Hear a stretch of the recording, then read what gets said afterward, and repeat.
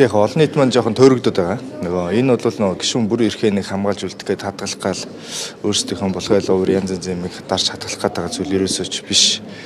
Тэр нь гишүүнийг өгүүлэн татаж ерөөсөөч огтхонч болохгүй гэж байгаа зүйл биш. Хамгийн гол нь ард түмний одоо саналаар сонгогдсон төрийг барьж байгаа эрхийг нь булааж аваад хин нэгэн дарга нь хин нэгэн дид хороо тий хин нэгэн гишүүд нөгөө гишүүнийгээ шууд илүүд үзээд гаргаад хайчих юм нөхцөл онгорхоо бий болж байгаад л одоо эмзэглээд байгаа шүү дээ. Үндсэндээ бол хэрвээ ингээ зүгээр хэмжигдэх боломжгүй зүйлээр хэмжээ тогтоогоод тэгээд тэрүүгээр гомдол гаргаад гишүүнийг эргүүлэн татаад эхлэх юм бол ер нь 4 жилээр сонгуул хийгээд байх шаардлагагүй.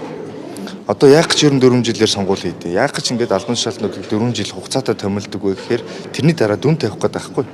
Эхлээд итгэл аваад сонгогдчихж байгаа байхгүй. Тэгээ итгэлийн алдаж ийнэг үү юу гэдгийг 4 жилийн хугацаатай томилоод хэрвээ энэ логикоор нь эгүүлэн татаад ээж болох юм бол цаашдаа ер нь бүгд л тийм хүсэж байх шүү дээ. Ямар ч гэсэн энд хаан уул дүүргээс нэг нь сонгогдонгууд сонгон харихын дүүргнээс нэг нь шууд эгүүлэн татаад байна шүү дээ. Одоо хаан уул дүүргийнхний саналыг сонгон харихын дүүргийнхэн татаж авах боломж бий болоод байна шүү дээ. Хэрвээ ингэх юм бол энэ парламентыг сонгуул хийгээд явах ямар ч шаардлагагүй. Ер нь байнгын одоо нэг хідэн хүн тэнд байгаад за үлдсэн хэсгийг нь бол ингээд эгүүлэн татаал буцаагаад авах юм боломж логик бий болчиход байна шүү дээ. Одоо жишээлбэл юу гэдэг хэрвээ болохгүйг нь татаад байгаа бол бусд нь болоод байна гэсэн үг шүү. Тэгэхээр болоод байгаа хүмүүс дунд дахин сонгуул явуулах шаардлагагүй байхгүй. Тэгэл насаар нь байлгаал тэгэл болохгүй байгаагнуудын татаал тэр нь дандаа залуучууд тэр нь дандаа нөгөө системийн авилгад нь ороогүй тийм ээ.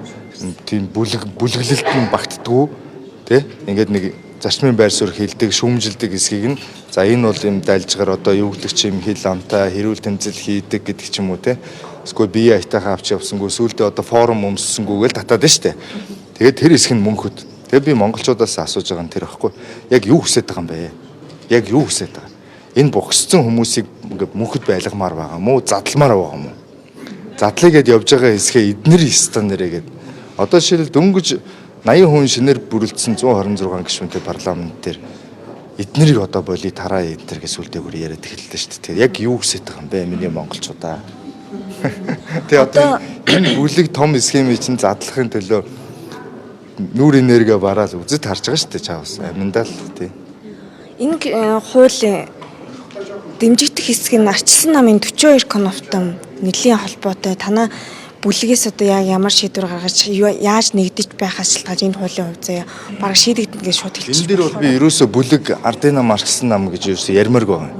Монгол улсын их хурлын гишүүн тангар хүргэсэн гишүүн хүн болвол энэ өөрөө олон нийтэд санал аваад гараад ирсэн гишүүн хүмүүс болвол олон нийтийнхэн сонгох эрхийг нь хайрлж хамгаалах үүрэгтэй юм байхгүй да уг нь. Энийг ингэж хилцэх ямар шаардлагагүй.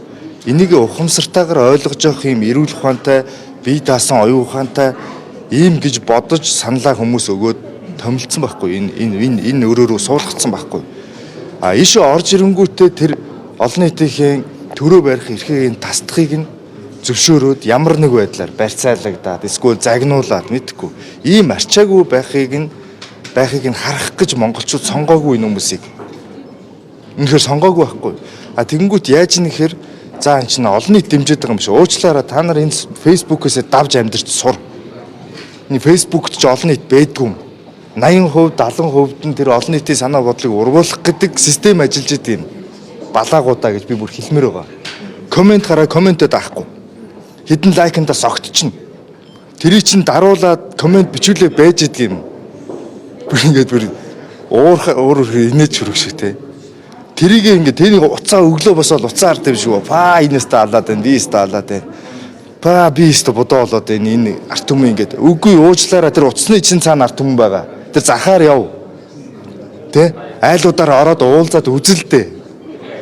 Бүр гуйж ин. Одоо тэндээ сонгогдсон байгаа үстэй. Би өөрөө ингэж айлд очиж хоол идэж би өөрөө яг тэр дундаас төрсөн энэ амьдралаа бүр ингээд ном болгоо гаргацсан тийм хүн байхгүй. Энэ бодит амьдрал гэж шал өөр байдаг юм аа. Согтуугуудаа гэж би бүр хэлмээр байгаа. Энэ сошиал согтцсон байна шүү дээ.